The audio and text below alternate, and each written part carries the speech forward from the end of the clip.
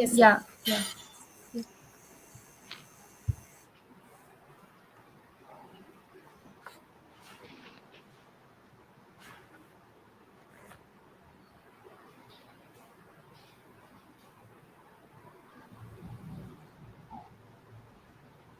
Hi, ma'am.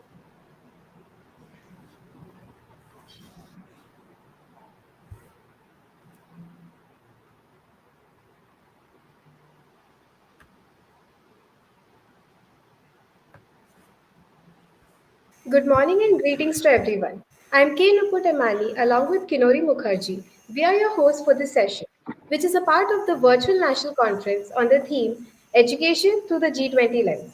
The conference has been diligently curated by the Policy Advocacy and Research team at sarkarischool.in in collaboration with Civil20 Chaupal and the research vertical of Kumbalaguru College of Liberal Arts and Science, Coimbatore. C20 is one of the official engagement groups of the G20. It provides a platform for the civil society organizations around the world to voice people's aspiration with the world leaders in G20. C20 also aims to protect the essence of the sector, promote social and economic development with a vision that no one should be left behind. Under the India presidency of G20 this year, the Civil 20 remains committed to advocate evidence based policy recommendations.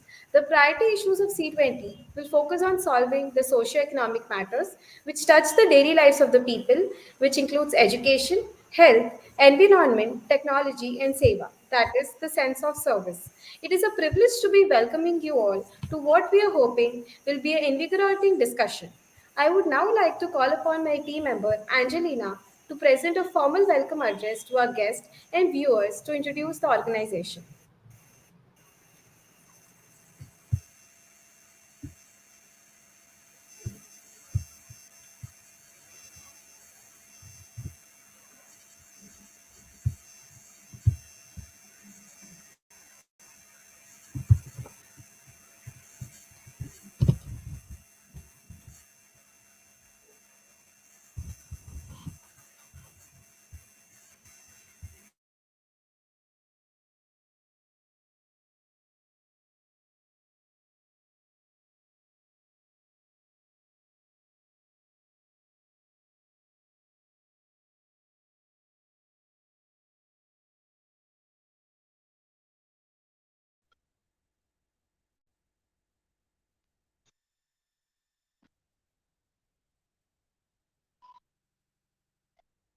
Thank you, Nupur.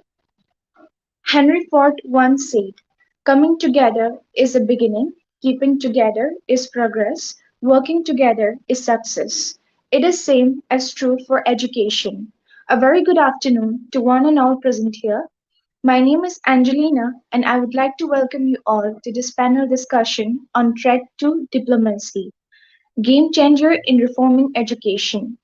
I bid a very warm welcome to our mentors, our esteemed panel, my fellow teammates, and viewers. It is my honor to welcome our distinguished speakers for today. The panel is headed by Dr. Kamakshi Wason and followed by Shivam Prakash, Sujhatha A, Samrat Pawar, and Himani Chouhan, who have taken out valuable time to grace this event with their presence.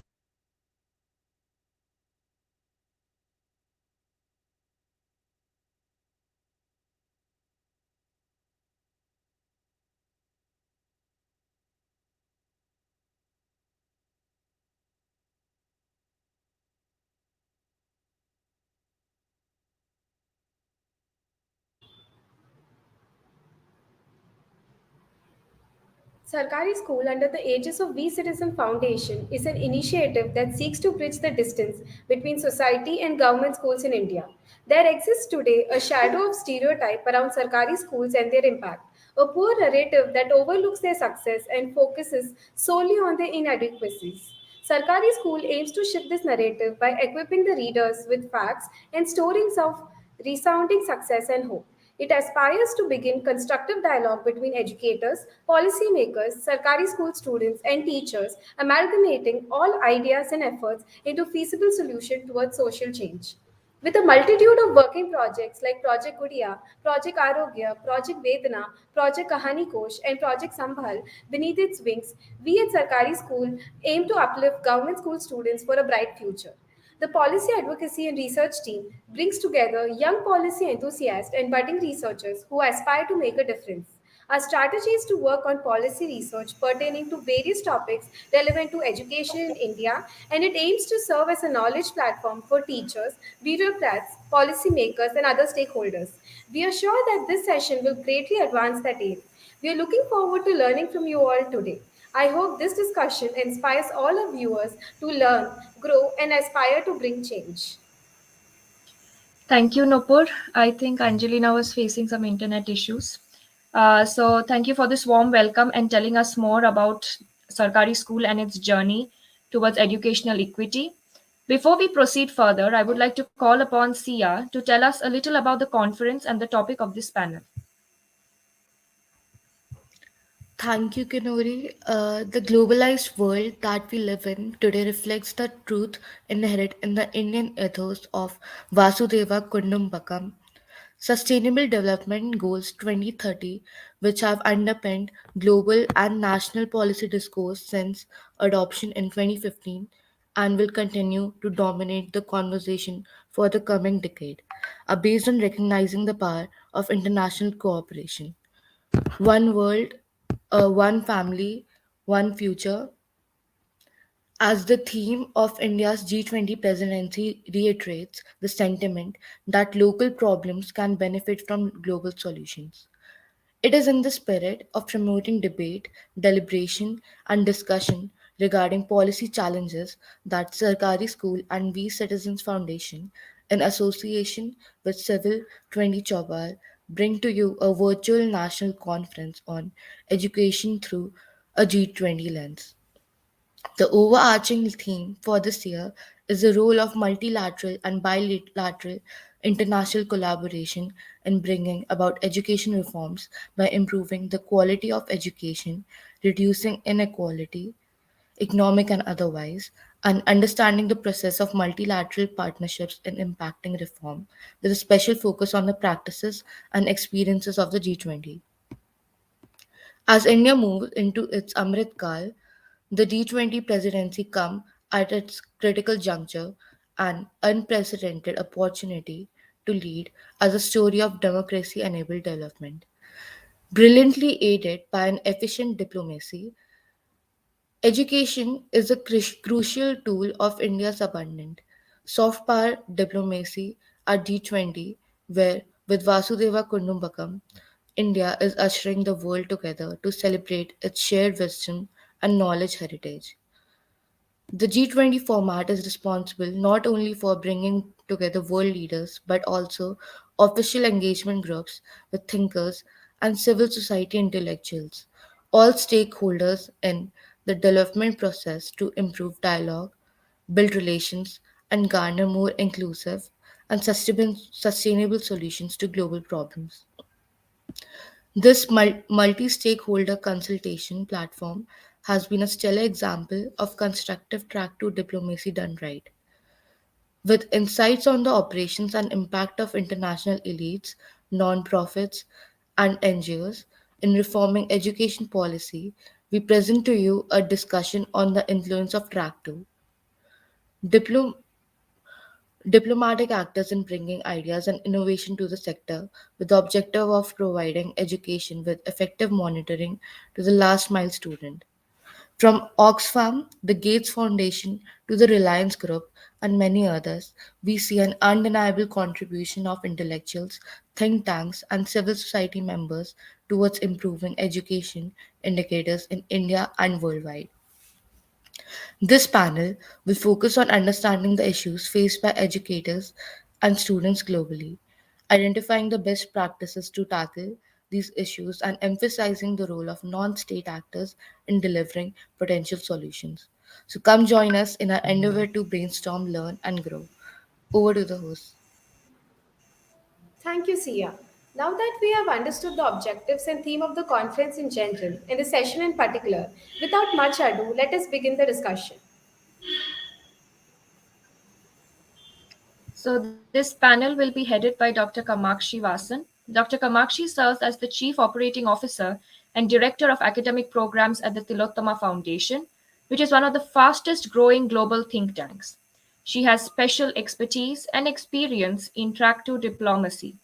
Her research projects dwell in topics regarding gender, diplomacy, climate change, Indo Pacific, Central Asian, and Southeast Asian regions. She is an avid speaker in various prominent global forums, particularly on the issues regarding geopolitics, diplomacy, gender equality, and climate change. Over to you, Dr. Kamakshi.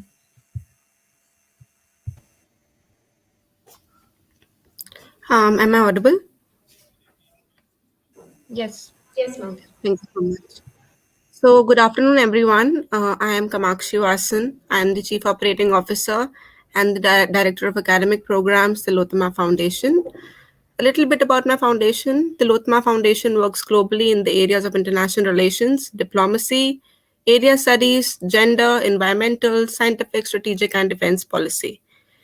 It is an absolute pleasure to be here today as a panel head for this special session on the track to diplomacy, game changer in reforming education.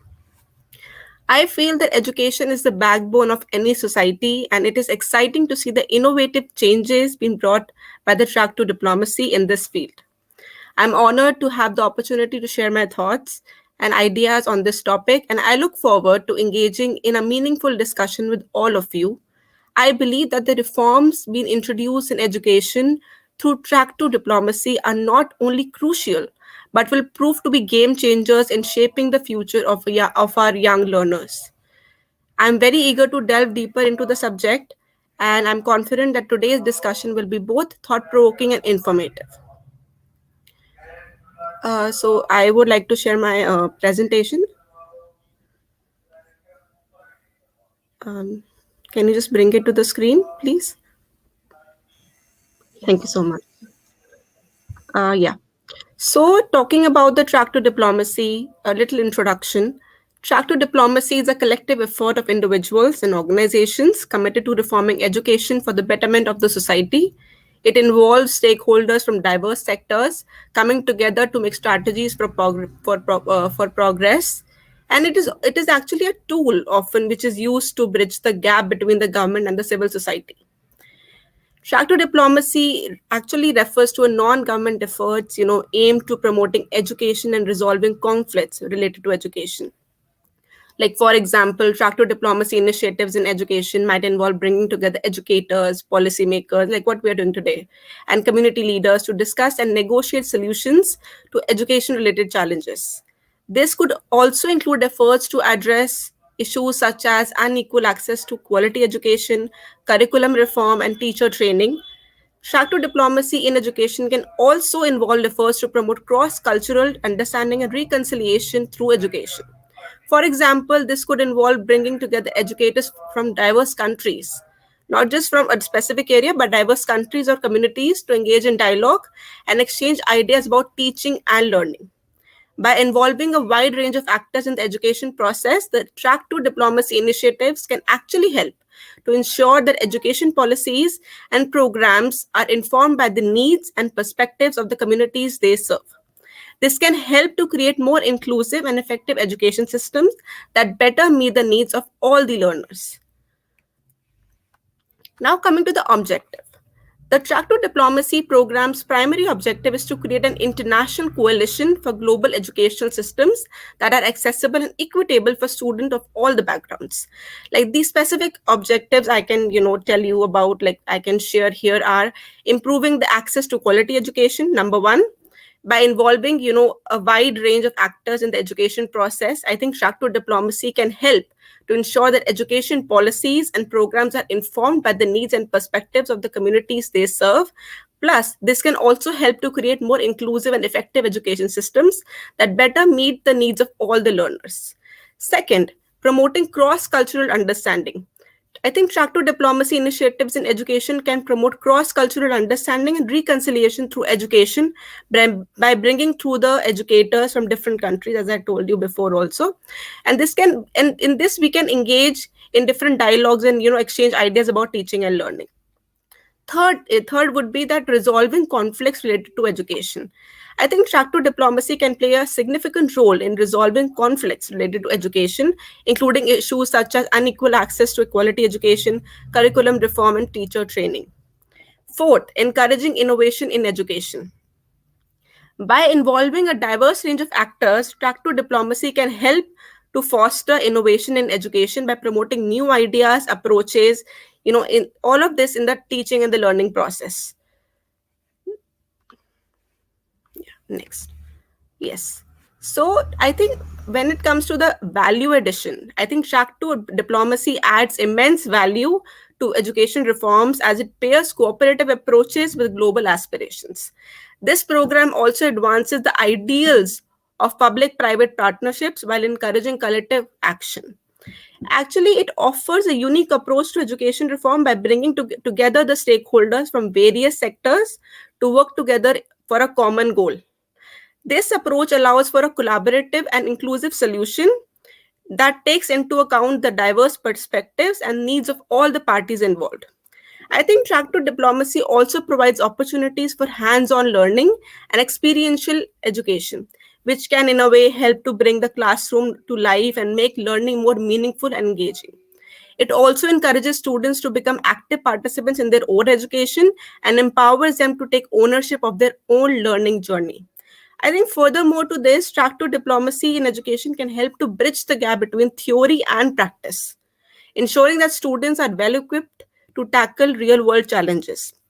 It also helps to foster cross cultural understanding and collaboration, which is increasingly important in a globally interconnected world. Now we'll talk about the track to diplomacy model.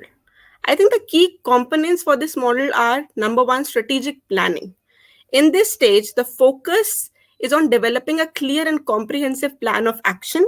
The stakeholders involved in track to diplomacy, they work together to identify the most effective strategies and approaches for addressing the identified challenge. Number two, collaboration. I think collaboration is at the heart of the track to diplomacy. In this stage, I think stakeholders work together to implement the strategic plan, leveraging their diverse expertise, resources, and networks to achieve their desired outcome. Number three, research and development. Research and development is critical in ensuring the success of track to diplomacy initiatives. I think this stage involves continuous monitoring and evaluation of the efforts being made to address the challenge and using this information to make informed decisions about future directions and approaches.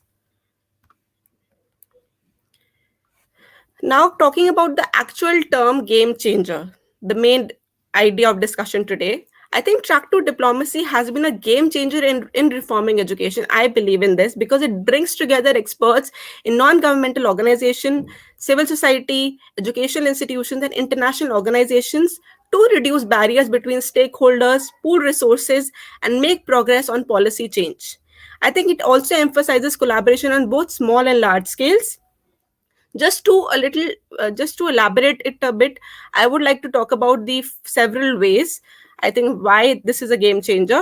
First, it would be a collaborative approach, as we talked about collaboration before. I think track to diplomacy brings together stakeholders from various sectors, including educators, policy makers, students, and community leaders to work together to reform education.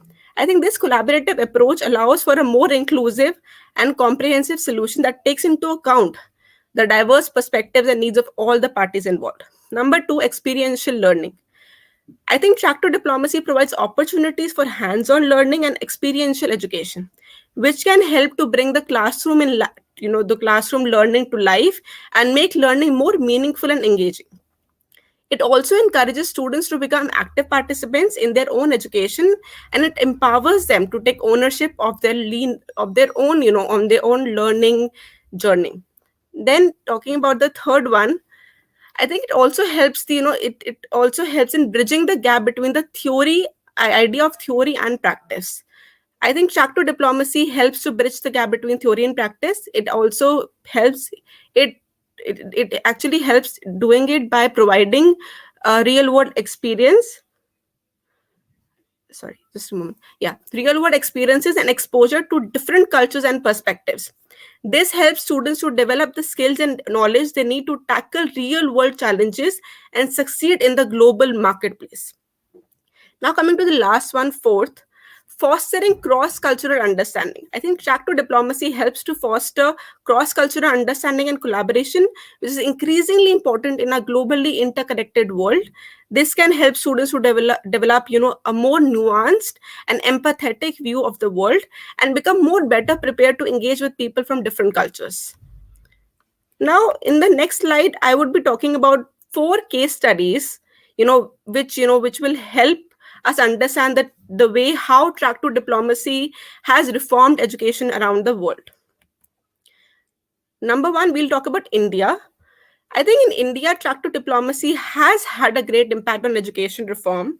It has connected experts across different sectors to create strategies to improve access to quality education.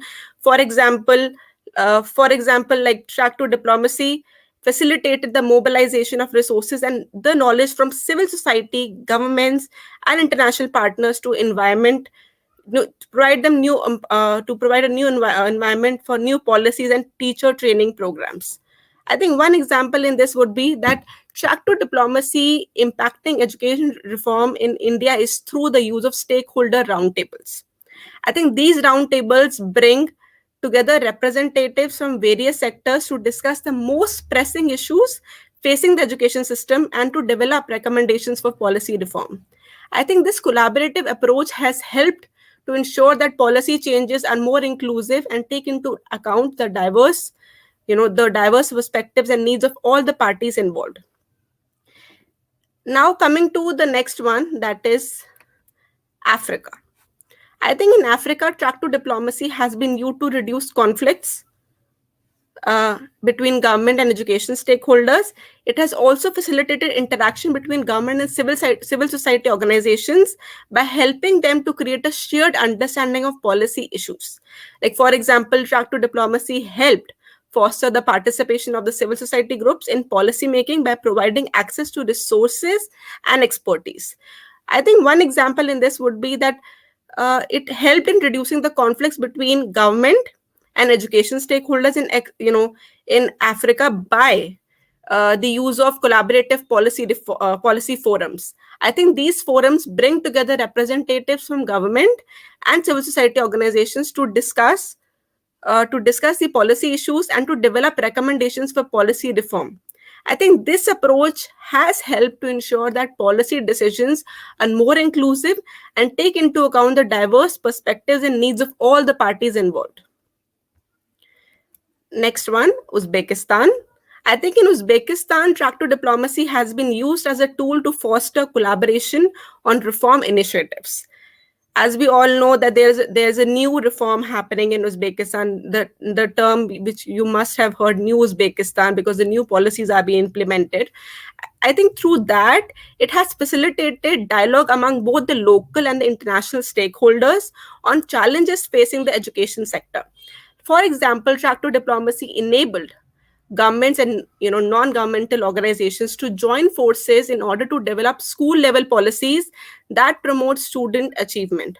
I think one example in this would be that the use to make it understand a little bit more better, I think the use of multi-stakeholder forums is the apt example here. I think these forums bring together representatives from government, education, and non-government organizations to discuss the most pressing issues facing the world, the education system, and to develop recommendations for policy reform. I think this collaborative approach has helped to ensure that policy changes are more inclusive and to be taken into account that diverse perspectives, also the needs of all the parties involved. I think, and the last case study is that Myanmar. I think in Myanmar, track to diplomacy has been used to create a plan to ensure that displaced people, they have the access to schools. I think stakeholders involved included members of the ethnic minorities, international organizations, local political groups, and representatives of the government. I think through this collaboration, they were able to create an equitable plan that provided necessary resources for displaced peoples. Track to diplomacy here has brought together a diverse range of stakeholders, including the members of ethnic minorities, international organizations, local political groups, and representatives of the government. I think by working together, these stakeholders were able to create a comprehensive and equitable plan that provided the necessary resources to ensure that displaced peoples they have access to the schools. Now we'll talk about the strategic action plan. So just to break it down, it is divided into three parts. Number one is that improving education quality. This involves taking steps to enhance the quality of education, such as providing professional development opportunities for teachers, by improving educational resources and materials and implementing assessments and evaluations to measure student learning and progress. Number two, prioritizing equity. I think this involves ensuring that all students, regardless of their background or circumstances, they have access to a high quality education. And this includes addressing various issues such as unequal access to resources, unequal opportunities for students from disadvantaged communities, and disparities in educational outcomes.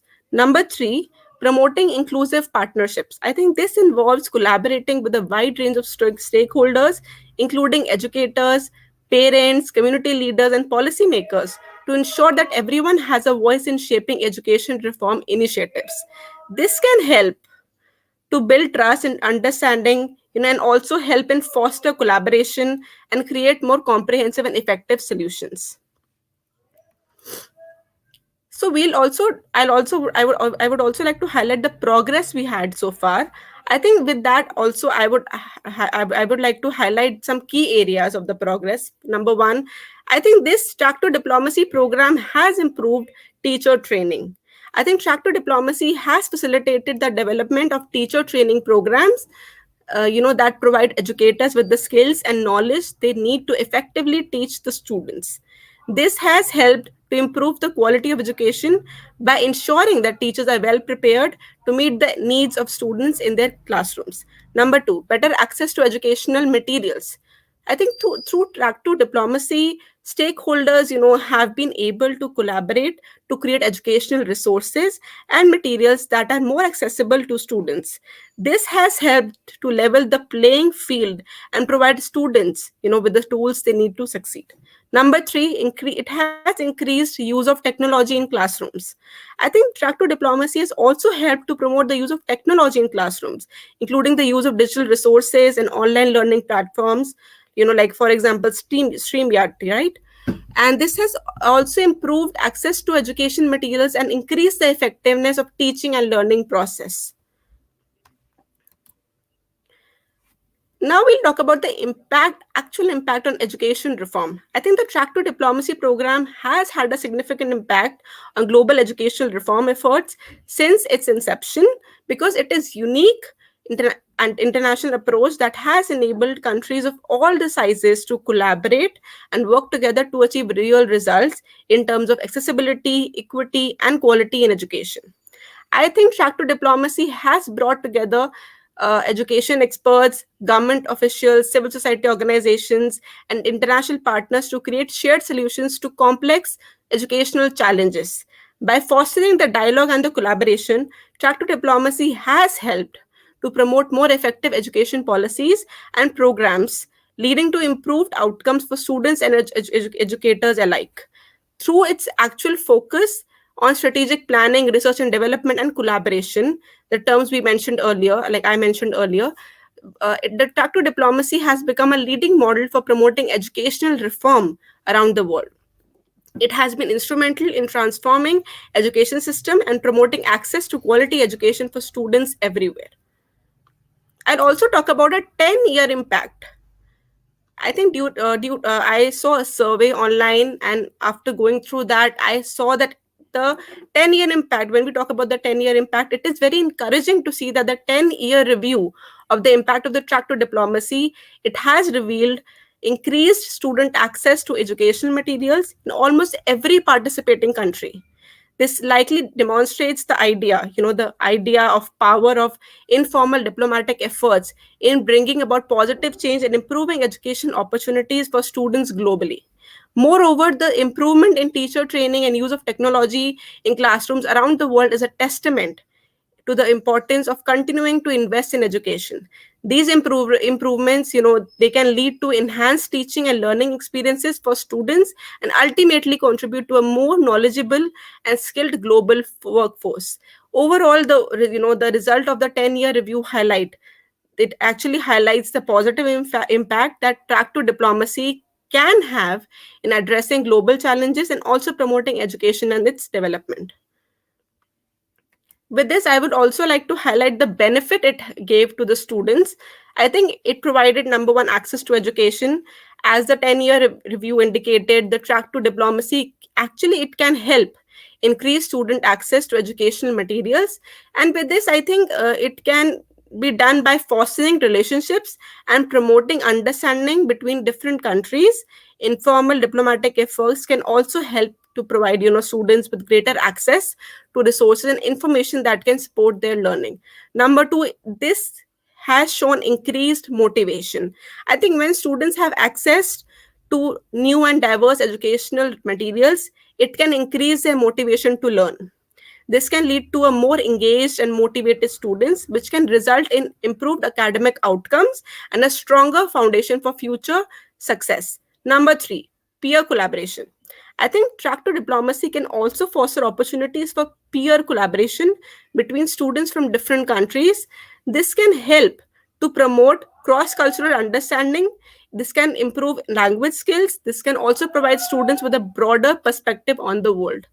I think collaborating with peers from different backgrounds can also help students to develop critical thinking, problem solving, and communication skills that are essential for success in the modern world.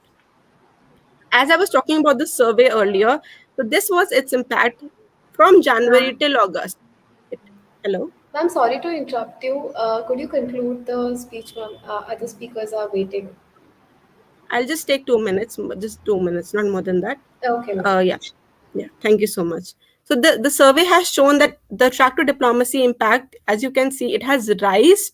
We can see a sudden rise in the graph itself, and this proves that the program itself is quite beneficial to all the educators and the students. So I'll just brief you out about the track to diplomacy in practice in terms of my own work profile and also the foundation I'm working in. This actually delves into many activities and projects, which we engaged in, from participating in debates and making policy recommendations to leading simulation and workshops. This program has offered a wealth of rich learning experiences. So just a little bit about the Tillotoma Foundation. Tillotoma Foundation is one of the fastest growing global think tanks. It is an academic and cultural organization which is engaged principally in international relations, diplomacy, area studies, financial, gender, environmental, scientific, strategic, and defense policy. The foundation is committed to its core value of neutrality, inclusivity, and gender equality. We work on various publications, track to diplomacy, and academic programs. So, with this, I would also like to highlight how we have curated plenty of track to diplomatic conclaves. For example, when it comes to Shanghai Cooperation Organization in 2022, talking about that. Then India-Georgia relations, international conference on India and Trinidad and Tobago relations. Then also a dialogue related to international roundtable on India-Kuwait relations and mutual humanitarian cooperation. Then international seminar on continued violence in Afghanistan and regional geopolitical implications of the US withdrawal. And then India-Iran joint track 2 meeting. Yeah. We have also worked on science diplomacy. We organized an international conference on the evolving role of women in science and technology and innovation, and we saw immense participation by women. As said earlier, also we are very gender inclusive. By gender inclusive, we mean that we provide platform to women. I myself, I'm a very big example, because in the foundation we have at least 92% of women working, and this shows that how such diplomatic initiatives can actually improve gender equality.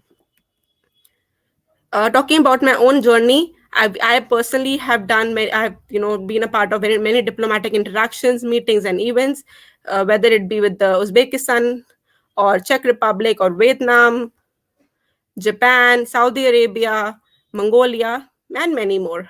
The foundation has also curated many track to diplomacy international academic programs, which were which were in jointly done by with the embassies itself, as you can see. And also we personally also we have curated many diplomacy programs so that people can have a can learn can have a practical approach, and they can have an opportunity to explore the diplomatic skills and etiquettes and learn from the renowned experts. I think also talking about the collaborative learning experiences, I think Track to Diplomacy offers an incredible platform for collaboration, allowing participants from different backgrounds and countries to learn together. This slide, as you can see, this is the slide which actually talks about how collaborative learning, bringing people together, can actually enhance the chances of more developed Track to Diplomacy. Now, talking about the Track to Diplomacy success stories, we have seen how it has started, how is it's going, but at the end we would we would also like to know how this has actually gone to, this has helped in terms of providing research projects, and university admissions, career opportunities, because that's how we would also like to see how this finally provides individual with valuable career opportunities in their respective, in their desired universities. Additionally, the skills and knowledge gained through the track to diplomacy, such as communication, negotiations, and problem solving, this can be a valuable asset in a wide range of their career. Just a graph which shows, based on a survey in 2022, how the soft skills development was seen through track to diplomacy programs, and how this is rising day after day and also month after month. And now talking about the benefits of track to diplomacy, it has improved access to resources, it has increased collaboration, it has increased understanding of the policy issues. I think it provides many benefits, as I said: access to resources, collaboration, understanding of the policy pressing issues. uh, Talking about the 10-year impact, now I'll talk about the long-term impact of track to diplomacy. I think studies have shown that the long-term impact of the track to diplomacy is incredibly positive, from increased motivation to learn to improved well-being. This program has had a lasting effect on the lives of its participants, and as this we can see through how when I talked about the case studies as well. Finally, I would also like to talk about the the way the track to diplomacy has advocated through our lives. I think by sharing personal stories of experiences with track to diplomacy, everybody, like I myself, I shared my personal story here, how it has transformed my life. Involve civil society organization in conflict resolution. Third, praise countries that use track to diplomacy for peaceful outcomes. I think through encouraging people to come on board and talk about these issues, talk about their own lifestyle, their own journey, this can actually help in advocating the track to diplomacy. Conclusion is that I think track to diplomacy is a game changer in reforming education around the world through case studies. I think it encourages collaboration between stakeholders, it promotes innovation and creative problem solving skills, it fosters respect for different perspectives, and provides them a long term solution through addressing the root causes of educational disparities. Thank you very much. If anybody would like to ask any questions, I'm very much open to answer your questions. You can reach out to us on the respective emails, and you can also check out our website. Thank you so much for listening to me. Thank you so much. Thank you, Dr. Kamakshi Wason, for sharing your insights and shedding lights on how imperative tractor diplomacy is. Through your talk, we could understand how tractor diplomacy plays an important role in bridging gap between theory and practice in education, and how tractor diplomacy adds value to the education reforms. Sorry to cut you in between, ma'am, because we're running short of time. Kinori, over to you. Yes. So now I would like to call upon Miss Sujatha A. Miss Sujatha is an architect by education and development professional by passion and choice. She is a gold medalist from one of the reputed universities of Tamil Nadu, Anna University. She has worked as a Mahatma Gandhi National Fellow in the district of Kallakurichi, Tamil Nadu, under the mentorship of the district collector, and brings her experience in the field of design and strategy to public policy. At present, her role as a fellow at the Ministry of Skill Development and Entrepreneurship, she was instrumental in crafting district skill development plan. Her experience in the district led her to focus on bringing reforms in education and preparing a fertile ground for the younger generation. Over to you, ma'am. Yeah, thank you, Kinori. I would like to extend my warm wishes to everyone who is going to come next. And I would like to thank Sarkari School for providing me with this wonderful opportunity. Over to my presentation. Could you please share my presentation? I have shared with Miss Rimsha. Yes. Yeah, Yeah, just a minute, thank ma'am. you. Yeah.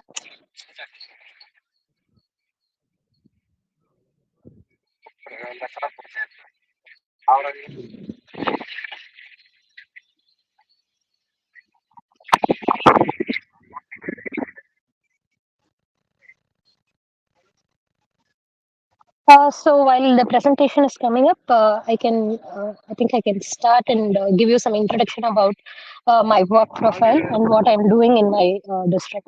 So I would like to first explain you all about the fellowship which I'm working in. So this fellowship is called as Mahatma Gandhi National Fellowship, and this is under Ministry of Skill Development and Entrepreneurship. So under this fellowship, we are allocated in a district under the mentorship of the district collector, and we are tasked with working on improving the overall skill development ecosystem of the district itself. Yeah, yeah, we can go to the next slide. So in this fellowship, basically, we try to focus on the strategies to improve the skills available in the district and study about existing skills and match the existing supply to the demand. And while there might be some demands in specific sector, we will also craft the supply in the same areas. And since the jobs are all quite limited, we also try to empower them to be entrepreneur, which will then prepare the ground for providing job rather than seeking a job. And as an overall team, we also work in livelihood promotion. So what we do in livelihood promotion is we work with the local self-help groups and equip them with the skills needed for supply the goods for the market. Yeah. And yeah, can you go to the previous slide? Yeah. So when we look at this fellowship as a whole, since the main goals and everything lies in skill, entrepreneurship, and livelihood, but I would like to highlight like how education plays an important role in all of this, because education is the background and foundation for doing creating most of the changes. So going forward, I'll be explaining about the projects which I have worked in the theme of education in the district. Yeah, over to the next slide.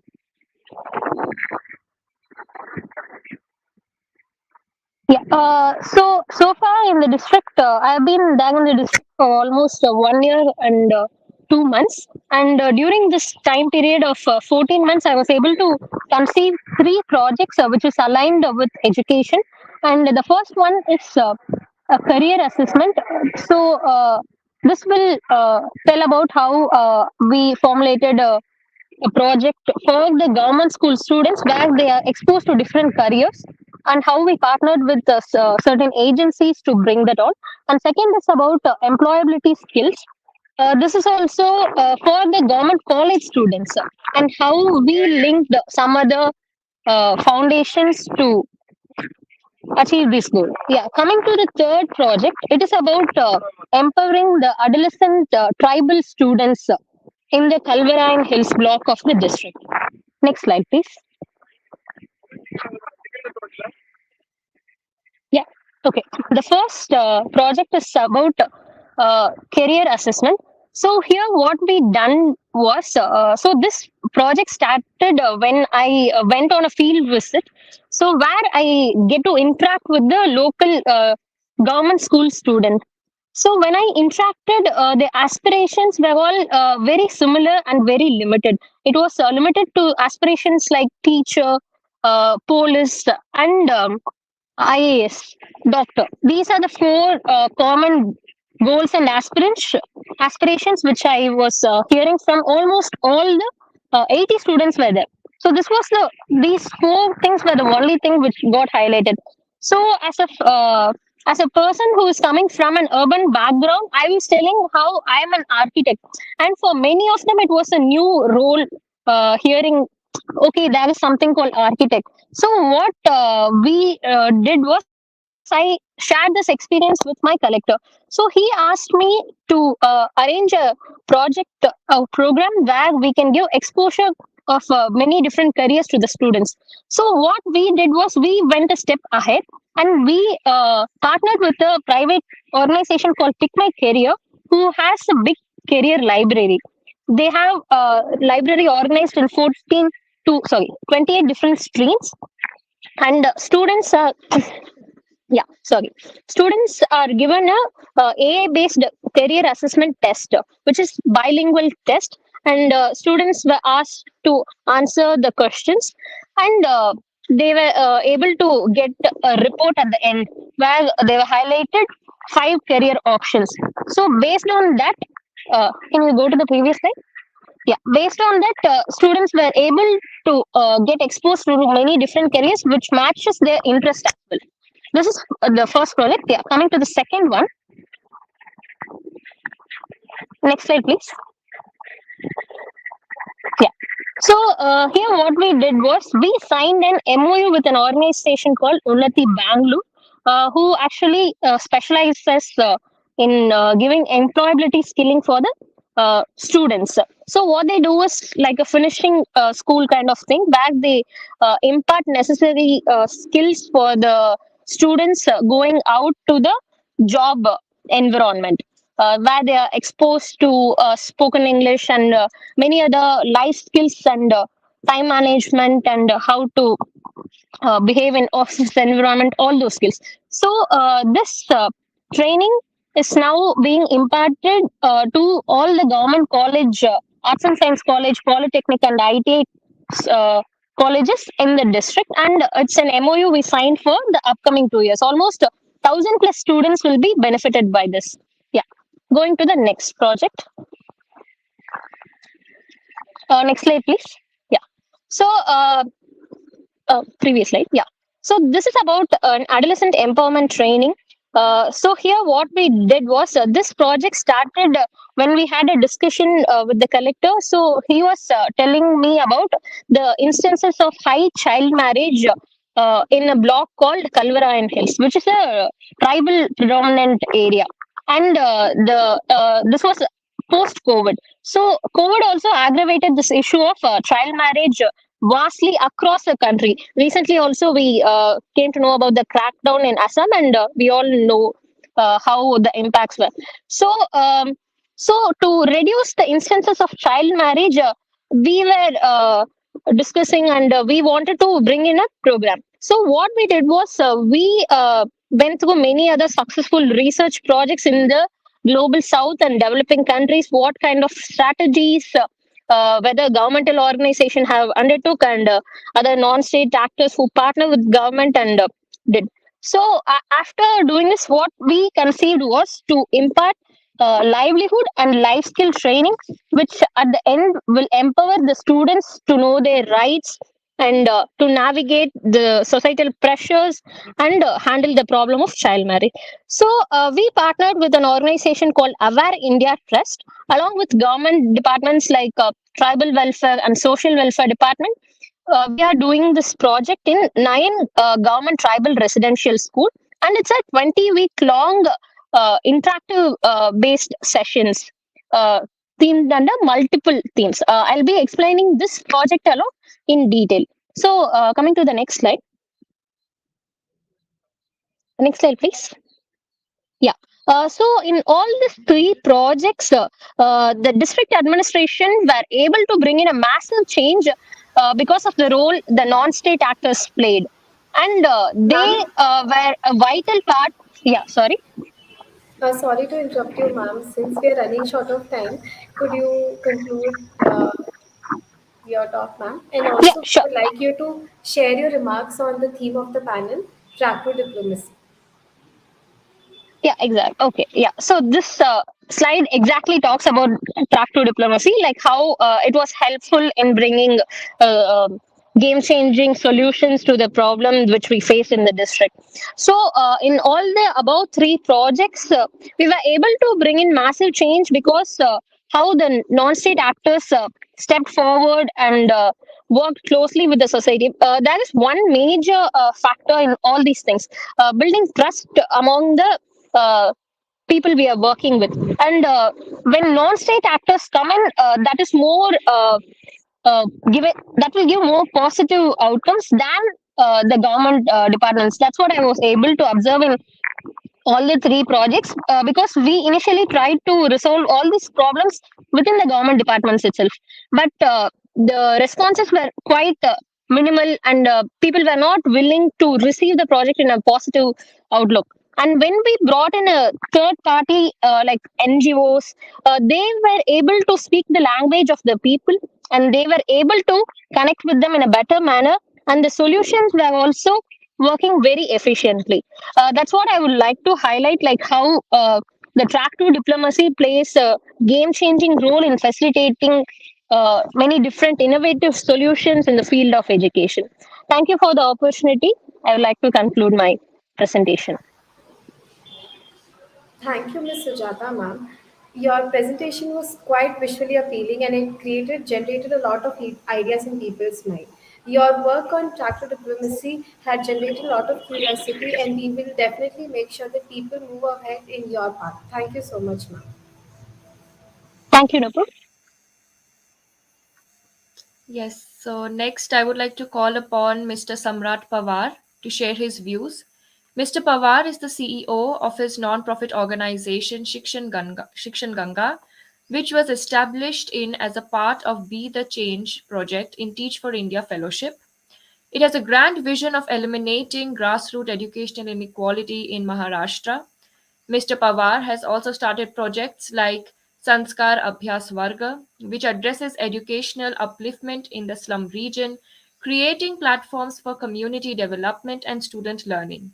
He is also part of the Global Shaper program under the World Economic Forum. Over to you, Mr. Samrat.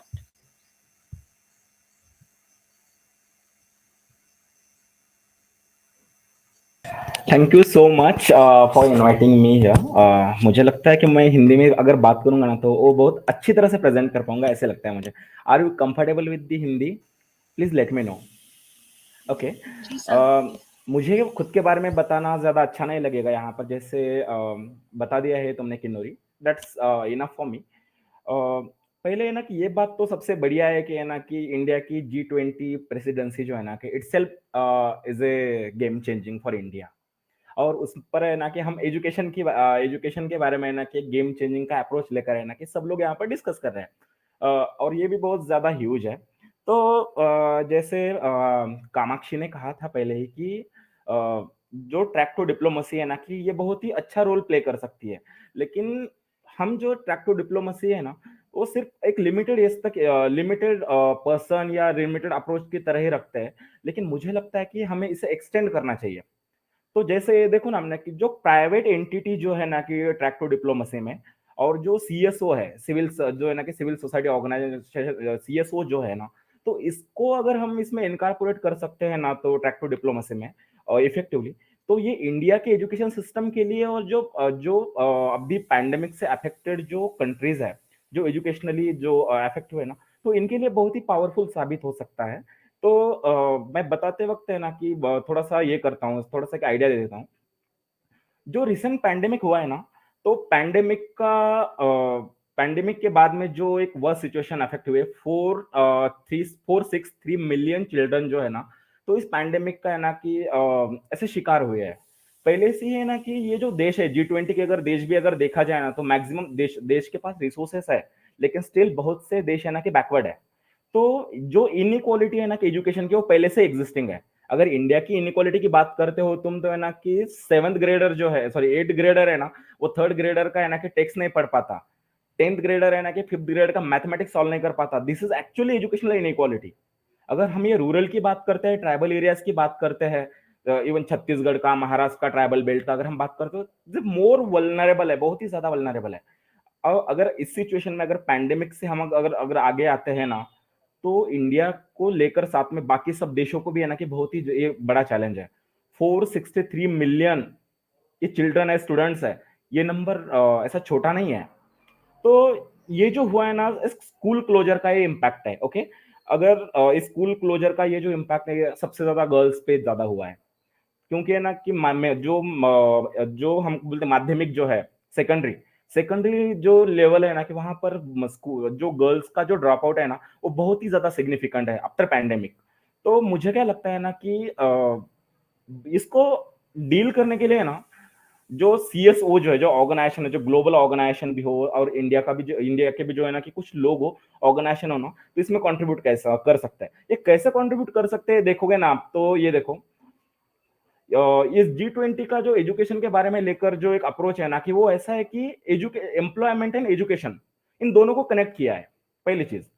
और है ना कि employment and education अगर एक दूसरे को connect करते हैं ना, तो इंडस्ट्री 4.0 का भी जो है ना कि अभी जिक्र होता है, जहां पर जो है ना कि advance technology and high skill, जो है ना कि ये जो है ना कि रोबोटिक जैसे स्किल वो दे आर एक्सपेक्टिंग।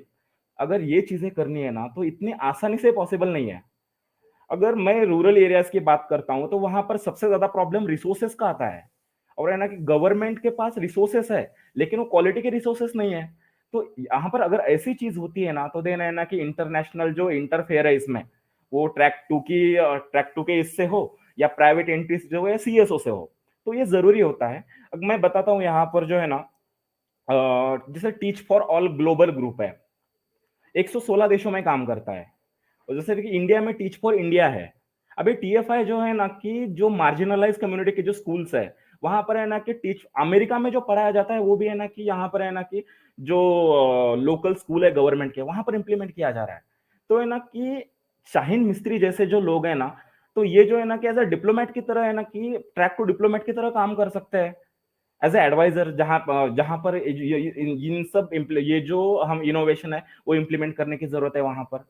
देन है ना कि अगर मैं रिसोर्स की बात करूँ ना, तो जैसे मैंने कहा था कि private entity, Microsoft for education जो है ना, ये माइक्रोसॉफ्ट फॉर एजुकेशन अगर है ना कि कोई ऑर्गेनाइजेशन जो ग्रास रूट लेवल पर काम करती है, अगर उसको सपोर्ट करते हैं एज ए ना कि ट्रैक टू डिप्लोमेट की तरह, तो है ना कि ग्राउंड पर है ना कि बहुत अच्छे रिसोर्सेज जनरेट किए जा सकते हैं।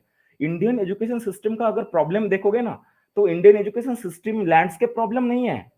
इंडियन एजुकेशन सिस्टम में जो है ना कि क्वालिटी के रिसोर्सेस नहीं है, वो टीचर रिसोर्सेस हो या फिजिकल रिसोर्सेस हो। तो ये जो है ना कि बहुत ही बड़ा बैरियर है इसमें। और अगर इंडिया की बात करें ना, तो रिवर साइड स्कूल इतना बेस्ट एग्जांपल है। एजुकेशन कैसा होना चाहिए, रिवर साइड स्कूल एजुकेशन है वहां के। अगर हम बच्चों की बातें करते हैं, यूथ की बातें करते हैं, G20 का एक अलग एस्पेक्ट है कि ना कि बच्चों को एंड यूथ को सेंटर में रखा है। अगर इन दोनों को सेंटर में रखना है ना, तो इन लोगों को है ना कि डेवलप करना बहुत ही ज्यादा जरूरी होगा। अगर इन्हें डेवलप करना है ना, तो ग्लोबल अपॉर्चुनिटीज है, नेशनल अपॉर्चुनिटीज बच्चों के पास और यूथ के पास पहुंचाना चाहिए। आप राजू केंद्रे को, अगर महाराष्ट्र से कोई होगा ना, तो एकलव्य फाउंडेशन के जो है ना कि राजू केंद्रे नाम के जो है ना कि होप 30 के एक एंटरप्रेन्योर है, कि जो है ना कि वो जो है ना कि फर्स्ट जनरेशन लर्नर्स को है ना कि जो ग्लोबल स्टैंडर्ड के रिसोर्सेस कैसे मिल सकते हैं ना, इसके लिए काम करते हैं। तो यही अगर ये जो राजू केंद्रे जैसे जो लोग हैं, ये राजू केंद्रे जैसे लोग बाकी के जहां पर भी जाकर काम कर सकते हैं ना, एज ए डिप्लोमेट की तरह, इस तरह से जो है ना कि ये जो जो ट्रैक टू की डिप्लोमेसी है, ये है ना कि सभी देशों के लिए ना कि बहुत फायदेमंद साबित हो सकती है। क्योंकि माइक्रोसॉफ्ट एक ही है, उसके बाद बिल एंड मिलिंडा गेट है, ये भी है ना कि प्राइवेट की तरह ये भी कंट्रीब्यूट करते हैं इंडियन एजुकेशन सिस्टम में। अगर इसके अलावा ग्लोबल इंस्टीट्यूट की अगर बात करते हैं ना हम, तो यूनिसेफ है, यूनेस्को है। अगर यूनिसेफ का अगर इंडिया में अगर कंट्रीब्यूशन देखा जाए ना, तो बहुत ही ज्यादा कंट्रीब्यूट है चाइल्ड डेवलपमेंट में, जो है ना कि बच्चों का जो है ना कि जो प्राइमरी एजुकेशन है और अर्ली चाइल्ड एजुकेशन का है। तो मुझे क्या लगता है ना कि ट्रैक टू डिप्लोमेसी को है ना कि हमें इस एंगल से भी देखना चाहिए। क्योंकि डेफिनेटली आज है ना कि दुनिया चांद पर जा रही है, अरे हमारा बच्चा स्कूल नहीं जा पा रहा है।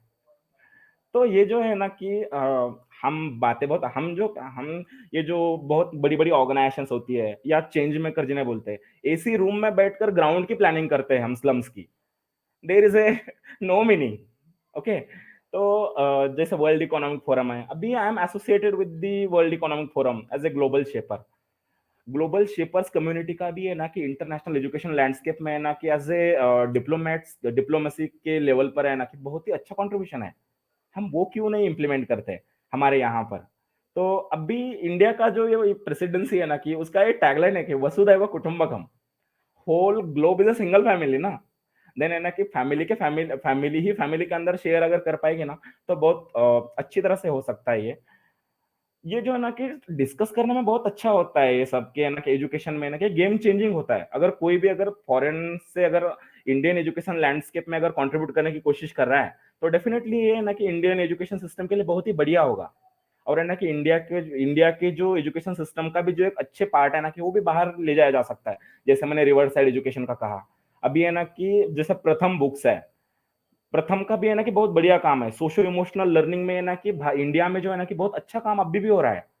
तो है ना कि ये जो है ना कि दीज आर द मॉडल्स, और ये मॉडल है ना कि हमें लगता है कि बाहर पहुंचाया जा सकता है।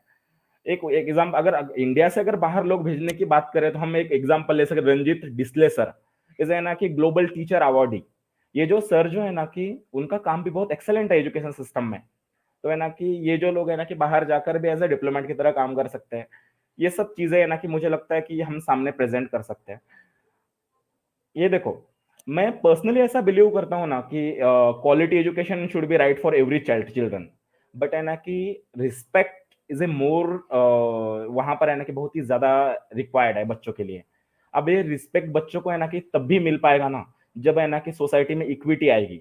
और सोसाइटी में इक्विटी लाने के लिए है ना कि education is the best way. But India में ही इनइक्वालिटी का इश्यू है, ऐसा ऐसी बात नहीं है। जो 463 मिलियन जो मैंने चिल्ड्रन कहे ना, ये पूरे ग्लोब से बिलोंग करते हैं। तो मुझे ऐसा लगता है, तो सभी को जो है ना कि हम सभी साथ में आकर है ना कि इसमें काम कर सकते हैं। जैसे मैक्सिमम जो हमारी ऑर्गेनाइजेशन है ना कि sir, UK and USA base है, तो जस्ट यहाँ के रिसोर्सेज वहां भी पहुंचाए जा सकते हैं, और वहाँ के रिसोर्सेस है ना कि इंडिया में भी इम्प्लीमेंट किए जा सकते हैं, ऐसा मुझे लगता है। सो चैलेंज सिर्फ है ना कि जो बायलैटरल हमारे रिलेशंस कैसे है कंट्रीज से, वो डिसाइड करेगा कि है ना कि हमारे जो इनोवेशंस है, हमारे जो आइडियाज है, या हमारे जो डिस्कशंस है ना वो कितने फ्रूटफुल होंगे और ग्राउंड पे कितना इंप्लीमेंट करेंगे।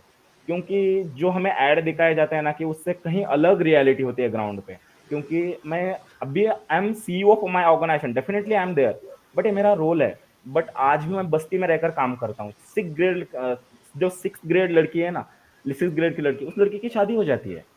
तो रियलिटी बहुत ही अलग है, और हम बातें बहुत अलग करते हैं। तो स्टिल आई एम होपिंग कि equity should be established by all the peoples, और इंडिया ही नहीं तो पूरा पूरा ये जो ग्लोब है ना कि इसमें कंट्रीब्यूट कर पाए। जस्ट मेरा ऐसा ही एक होप है। And personally I am contributing, जो मुझे मैं कंट्रीब्यूट इतना कर पाता हूँ ना, उतना I am doing. And thank you so much यहाँ पर है ना कि मुझे अपने व्यू रखने के लिए ना कि इस कॉन्फ्रेंस की टीम ने इनवाइट किया। That's enough. Thank you so much mister Pawar. आपके thoughts on track two diplomacy and how we as an individual on daily basis जो चैलेंजेस बच्चे फेस कर रहे हैं, कोविड के बाद कितने बच्चे नहीं जा पा रहे हैं, कितना हमको उस चीज़ पे फोकस करना चाहिए, आपकी स्पीच के थ्रू हमको पता चला। So thank you so much आपके आइडियाज़ और जिस तरीके से हम डेली बेसिस पे एक डिफरेंस मेक कर सकते हैं बताने के लिए। Yes, so now I would like to call upon Mr. Shivam Prakash. Mr. Prakash has an academic background in journalism and international affairs. He has represented the Indian youth delegation in multiple track 2 diplomatic dialogues, including the China India Youth Dialogue and the China India Development Partnership Roundtable.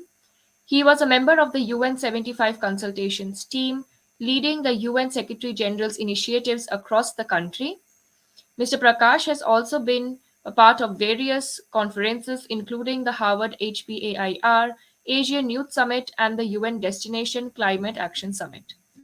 He has published numerous articles and research papers, most recently with the European think tank.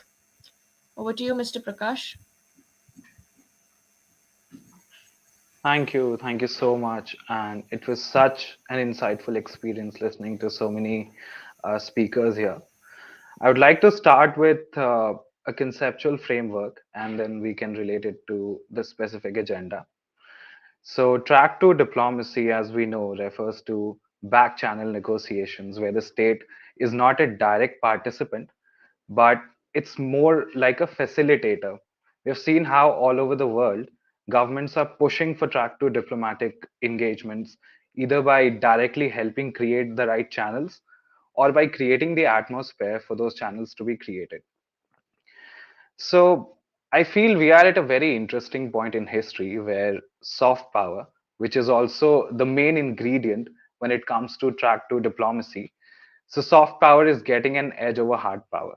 If we look at how the instruments of power have evolved over history, during the age of imperialism, Britain was the biggest power in the world because it had the biggest naval forces. And then we moved to warplanes, ICMRs. We had nuclear weapons, and today the biggest instrument of power is economy, given the globalized, the interdependent, and interconnected world we are living in.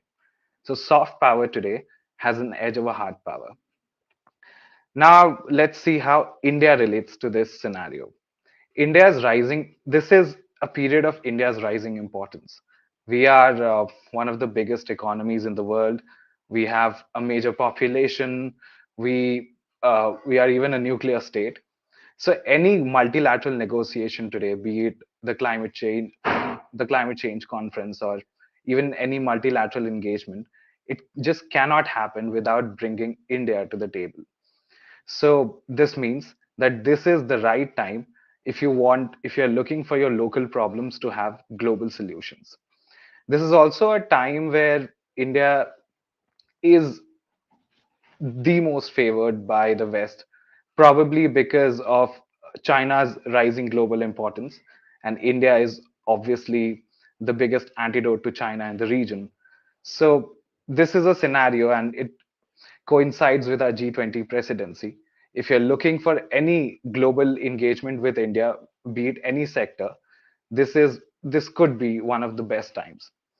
Education as a soft power and instrument of track to diplomacy is another thing which we should be looking at.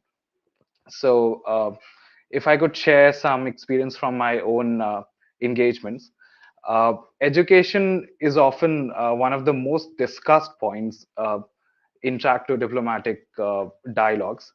Uh, there are so many countries, so many bilateral relations where education is a major tool. Be it even China, even Russia, Eastern Europe.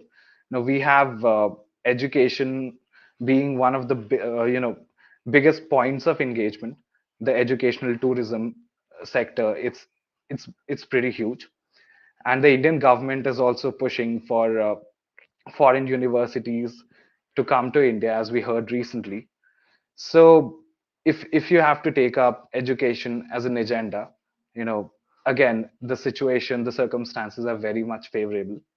And when these negotiations happen, I would like to tell you that countries do notice it. I remember during a dialogue with Serbia and also with China, a lot of my fellow delegates raised points related to education, and the foreign ministries, the respective uh, authorities in those countries, they noticed it. They even released some important reports on it. So in this regard, I would like to very sincerely tell you that when you raise those points, no matter how local they seem, it is something which other parties are also looking for. Now, I would like to come to the specifics. How can education be a game changer? So we have discussed how the circumstances are very much favorable. The time is ripe. So what organizations like you need to do is to position yourselves as the right stakeholder, because you are one. You are a stakeholder, and there are stakeholders in other countries. So you need to reach out to whether major state channels or even other parties in other countries, and you need to position yourself as a stakeholder. You need to approach them with a perfect action plan, if not a solution. And when you do, it brings in enough prospects for points of engagement. And we have already heard so many examples from my fellow speakers, and also success stories, and important cases. So this is something which organizations like Sarkari schools should be looking towards. Start reaching out to the respective stakeholders, create channels if you can't find the right ones, because again, there are parties out there who are looking for engagement. That's it from me. I kept it short. Thank you. Thank you, Mr. Prakash, for your thought-provoking session. Your ideas on how education as a soft power has an edge over the hard power was a mind-blowing thought. And your thought on reaching out to the required stakeholders is a very important thing which we all need to keep in mind. Thank you for an enlightening session, sir. And last but not the least, it is my pleasure to now call upon Ms. Himani Chouhan. Ms. Himani is a programs officer at Young Leaders for Active Citizenship, an organization working with the youth to increase their participation in policy making processes. Her areas of practice have been primary education, child rights, and governance. During her tenure as a Teach for India Fellow, she taught 40 elementary students at a government school in Delhi and focused on children's social and emotional well-being and the community participation in education. Having widely explored various forms of theatre, she wishes to combine her shared passion for art and academia to innovate solutions for real-world problems. Over to you, Ms. Himani. Thank you so much for that introduction. Hello, everyone. I'm just as awkward listening to that introduction as I was sharing it. With that, let's begin. I think, as you've already said, I have a background in education and policy. I don't particularly have a background in track two diplomacy, so it's been really interesting listening to all the speakers and understanding the nuances of it. I will try to bring in the civil society perspective into this conversation. And I think a lot of it is going to be building upon what Samratji just mentioned a while ago. It's going to be a 10 minutes rant because I do have too many thoughts right now. So please bear with my theatrics because I'm going to begin with a short anecdote. So this is from back when I was teaching, working with a government school in Delhi. It's about this fourth grade student called Radhika. She was a student of my friend. This one day, 45 minutes after school was over, we found her sitting in the school campus. By the time all the school staff had already left, so she was there all alone. We asked her, so she told us that she's waiting for her mother to pick her up. We decided to wait with her. We waited for the next 15 minutes and no one showed up. She didn't have any contact number that we could reach out to. So ultimately, we decided that we would accompany her as she traces her steps back to her home. In doing that, we walked through a bazaar, we crossed the fancy high-walled Chhatarpur bungalows, a few men glaring at us, a landfill, and 2.5 kilometers later, we reached a house. It was a brick-walled small two-room space with a makeshift door and half a roof. Radhika's mother was there with two of Radhika's younger siblings, and she was pregnant with the fourth child. Turns out she was never supposed to pick her daughter up. In fact, she never did that in the past either. We don't know why, but that day Radhika wanted us to walk her back home. And we're glad that she did because that for us brought a realization of this very popular quote that educators have that you have to Maslow before you bloom. So Bloom's taxonomy is what you use in teaching and learning, where you begin with knowledge acquisition and then you go on to comprehension and so on and so forth. We were trying to teach Radhika, we were trying to build knowledge, build comprehension, feed her knowledge, while not understanding that it's not working because her physical, psychological needs and her safety, which are at the bottom of the Maslow's hierarchy, they are not being met. So that incident is something that changed my understanding and my perspective of the role of education and its purpose for our children, especially the children that come from not so privileged backgrounds. The point that I want to make through this anecdote, through this story, is that systems by default have a bird's eye view. They are by design so overwhelmed by numbers that they're not able to focus on stories. They're not able to look at stories. For them, Radhika is a student who's enrolled in a female student enrolled in an English medium classroom in a school that has an ICT lab. She is a number, a data point in this larger data system.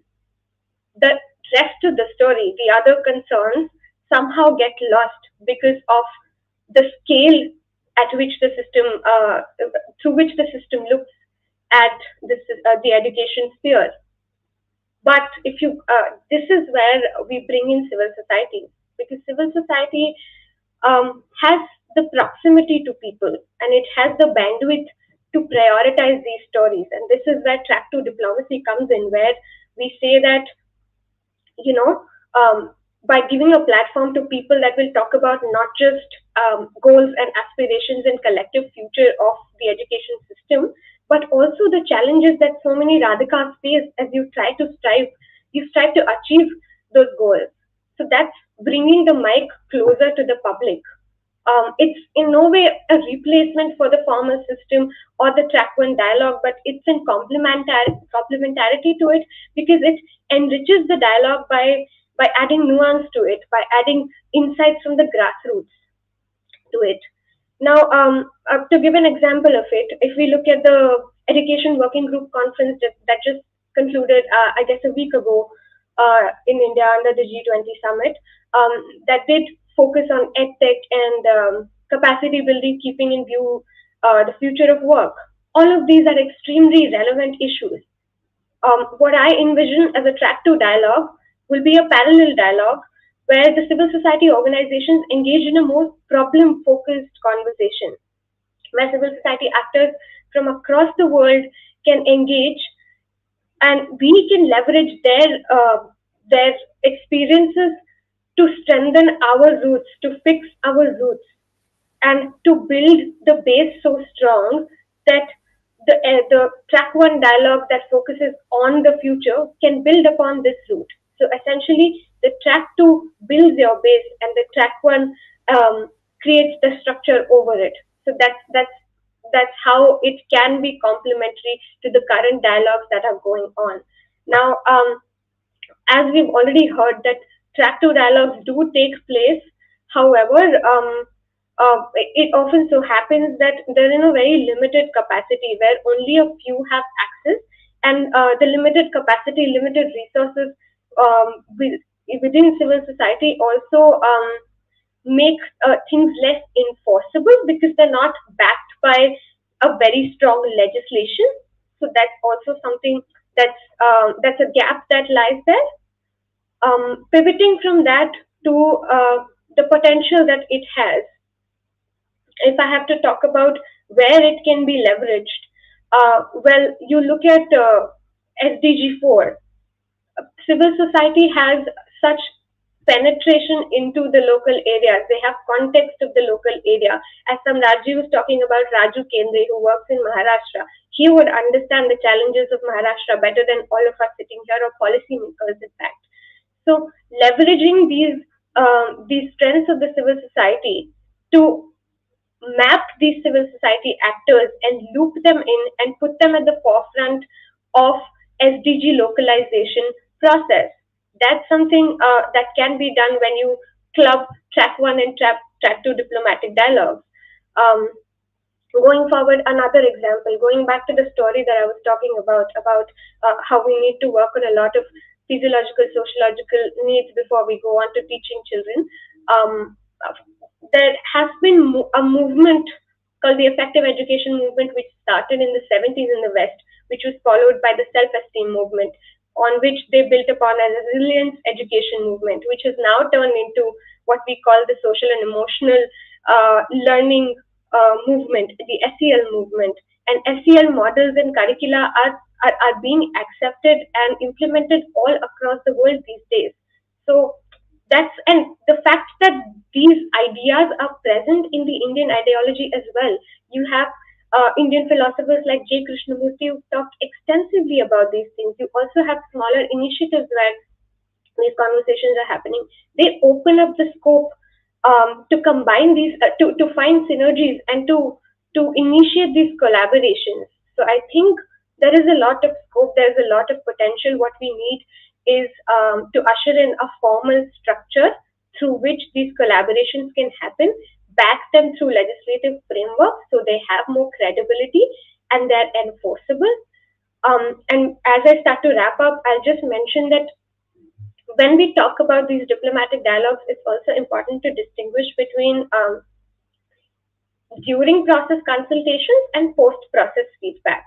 Civil society often is given the space for civil society is often reserved towards the end. It happens so in the policy making process as well. The civil society is brought in to comment within a specified period of time when there's a draft already in place. When that happens, it limits the capacity to actually contribute. And if I have to draw a parallel, that's like if track one diplomatic dialogue is like a members only event, track 1.5, what we're sort of doing by inviting civil society, that's an invite only party. That if you have the invite, you get the space. But what we need is an open for all meetup where we bring in everyone and give them a more hands-on role during the process of consultation. So involving them during consultation processes is what's helpful. And when I say that, I'm very, very mindful of the fact that it is going to be an extremely chaotic process because civil society is not homogeneous. It brings in multiple ideas and ideologies, and there's going to be a constant push and pull of those. However, if we want to be truly inclusive and to get the context of the very grassroots, we will have to embrace the productive chaos and provide a little more structure to it. But the messy way is the only way out. And I guess with that, I'm going to conclude my rant, and I hope I was able to put into words the thoughts, the many thoughts that I had. Thank you so much for listening very patiently. Thank you, Ms. Himani, for bringing Radhika's story to our attention. Radhika's anecdote was truly a heart touching story to all of us. Through your talk, we were able to understand how students in education have just become data points and how we need to focus more on a problem focused conversation. Thank you so much, ma'am. And on this note, we will open the floor for questions. Our first question is for Dr. Kamakshi Wason. Ma'am, we have many student viewers here. Can you please elaborate further on how Track to Partnership actually functions, and can you give an example of any such partnership happening in real life?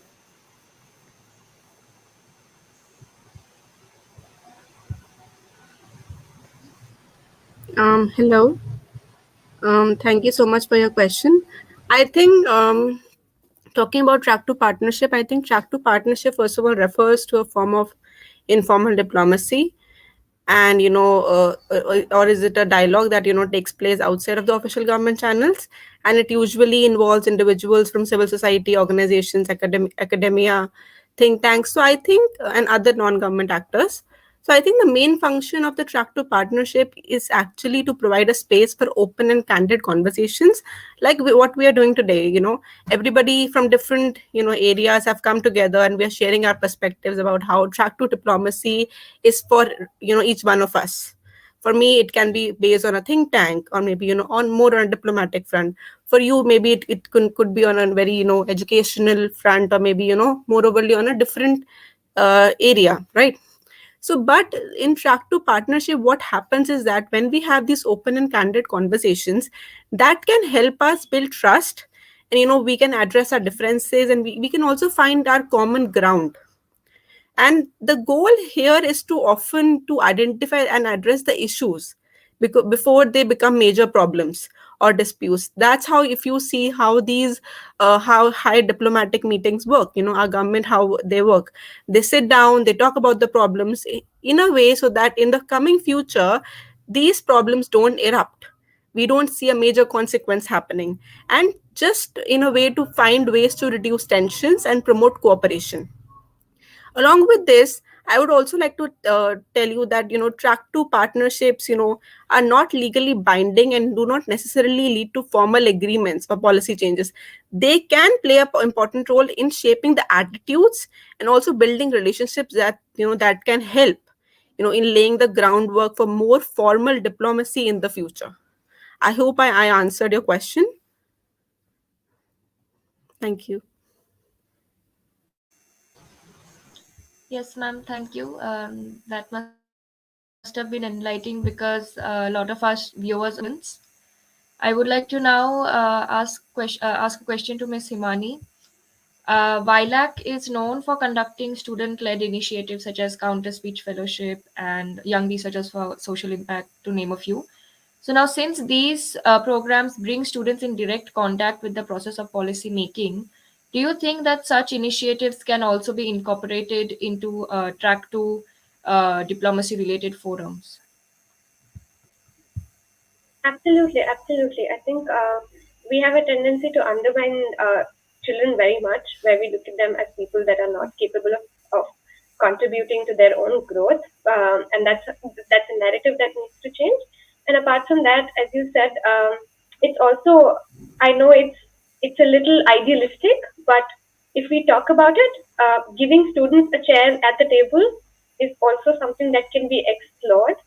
Um, because they have shown the potential to actually um, take very sensible decisions and come up with a lot of fantastic solutions for their own problems. When we engage them in research and advocacy and talk about sensitive issues that pertain to them, be it online harassment or be it talking about comprehensive sexuality education, the kind of insights they bring is not something that we as outsiders can completely articulate well.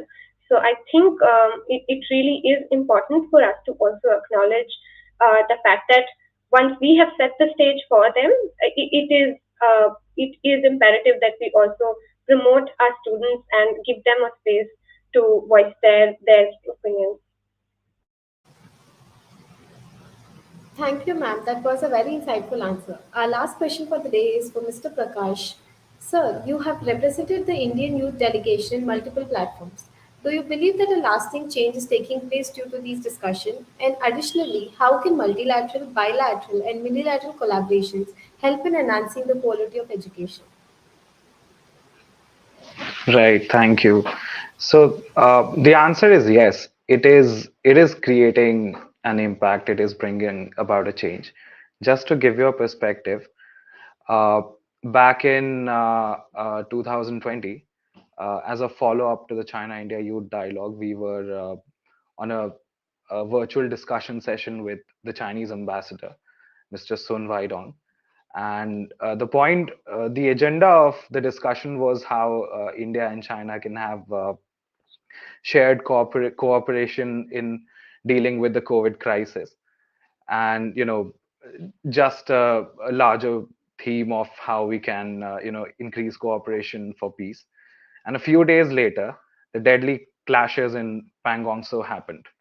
So at a time when the two countries were, you know, standing against each other, on the border militarily, we were having back channel discussions, and the ambassador was involved.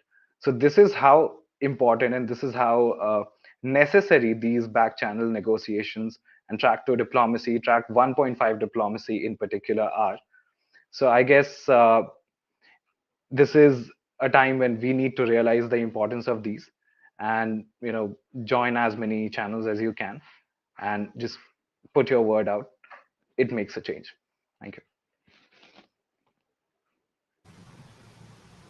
Thank you, sir. This was a very enlightening discussion, and to express our gratitude, I will now call upon Samarita to present the vote of thanks.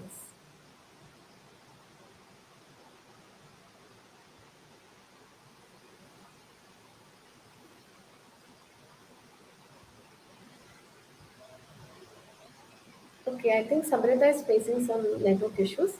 So I'm delighted to express my gratitude and appreciation towards all the esteemed guests and dignitaries who have graced this conference with their wisdom and ideas. Thank you so much for joining us. It was truly a thought provoking discussion, and it would not have been possible without you, our esteemed panelists. My heartfelt thanks to the organizing team and Sarkari School for their hard work towards making this discussion a successful one. Last but not the least, I would like to thank you all, our audience and listeners, for actively participating in our conference and being with us the whole time. We really appreciate your participation. Once again, thank you to everyone who has contributed towards making this event a success.